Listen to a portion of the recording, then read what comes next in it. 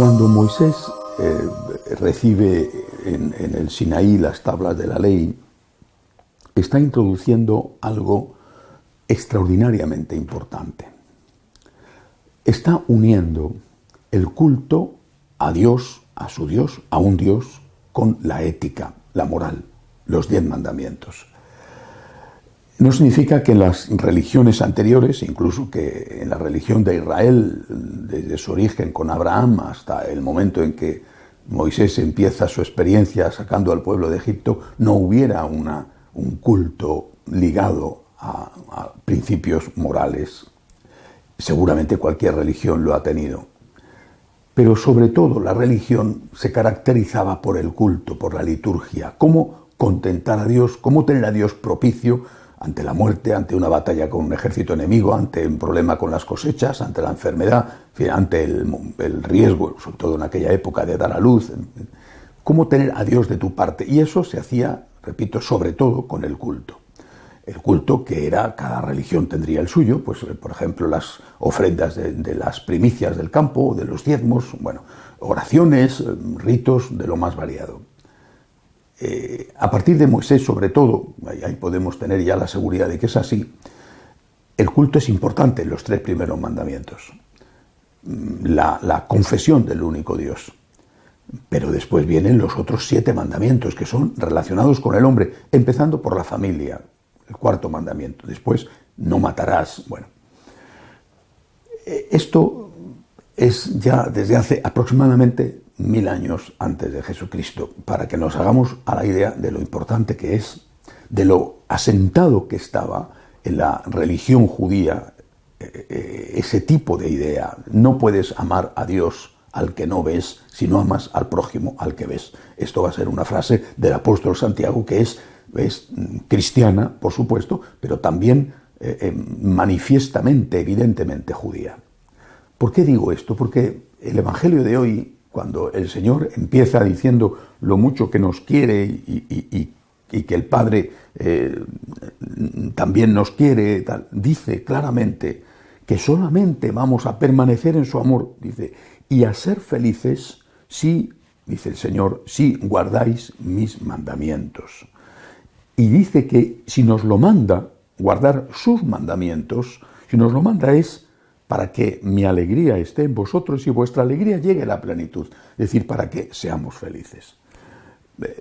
Los mandamientos de Jesús son los 10 mandamientos de Moisés, más ese mandamiento que él llama nuevo, que llama su mandamiento, que resume todos los demás y que se expresa en el concepto amor. Pero amor, lo dice Jesús, hasta dar la vida. Nadie tiene amor más grande que el que da la vida por sus amigos. Amar hasta dar la vida.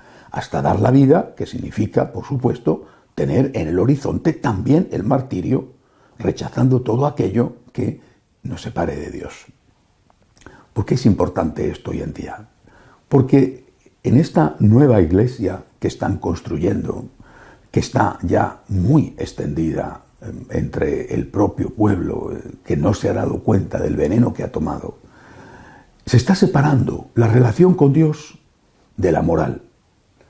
Una cosa es la fe, que además también se desvirtúa, se manipula, se echa agua en ella y empieza a creerse cada vez menos en los principios esenciales de la fe, como la vida eterna, por ejemplo, o el juicio, o la presencia real de Cristo en la Eucaristía.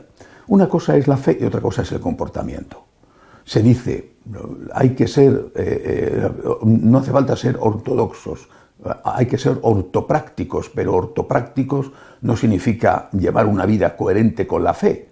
Significa que es más importante, como muchos dicen, lo pastoral que el dogma. O lo pastoral es más importante que el cumplimiento de unas normas morales. Lo pastoral es entendido así como una especie de acogida a cualquiera, de cualquier manera.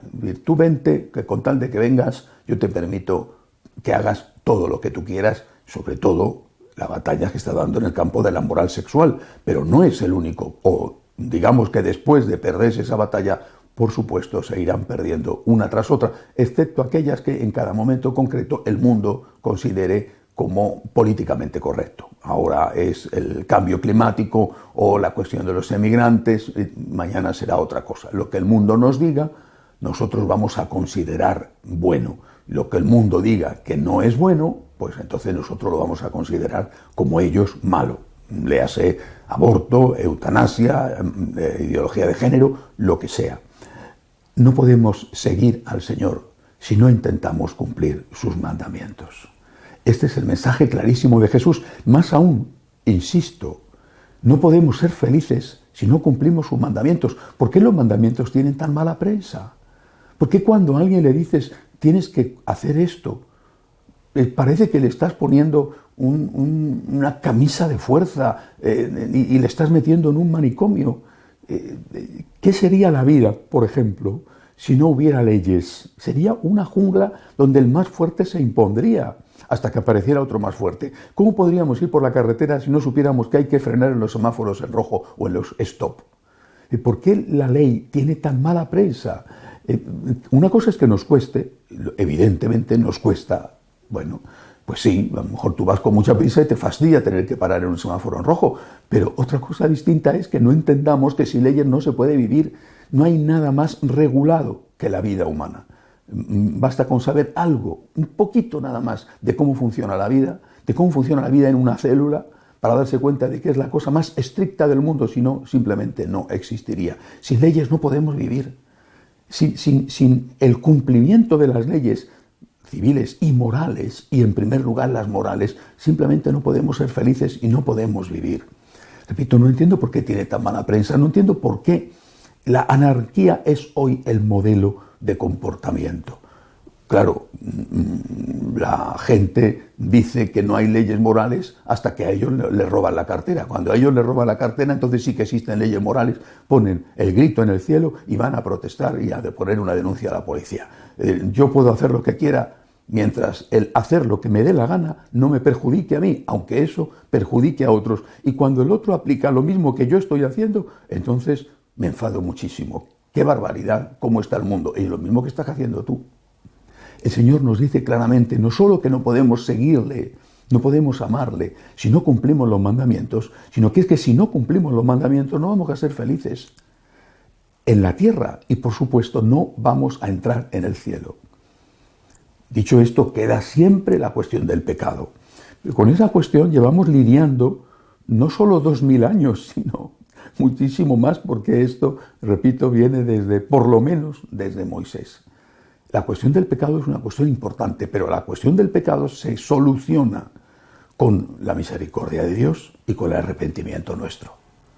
Arrepentimiento, conversión, como ayer, el día de la Virgen de Fátima, recordábamos que pedía nuestra Madre, conversión, penitencia, propósito de enmienda, arrepentimiento sincero y la misericordia divina que siempre nos acoge. Caes, levántate, pero no te engañes. Porque si te engañas, no estás siguiendo a Jesús. Y si te engañas, aunque te pueda parecer que lo que haces es estupendo porque tienes el aplauso del mundo o del cura que te aconseja, que te has buscado tú además para que te aconseje lo que tú quieres escuchar, bueno, pues si te engañas no vas a ser feliz, porque al final el que bebe veneno se muere, aunque crea que está bebiendo una rica consumición, una rica bebida. Pidámosle al Señor que no nos deje engañarnos. Digámosle, pecador soy, pero pecador que quiere ser santo. Pecador soy, Señor, no me engaño a mí mismo, pero pecador que con tu gracia y con tu misericordia quiere seguirte. Que así sea.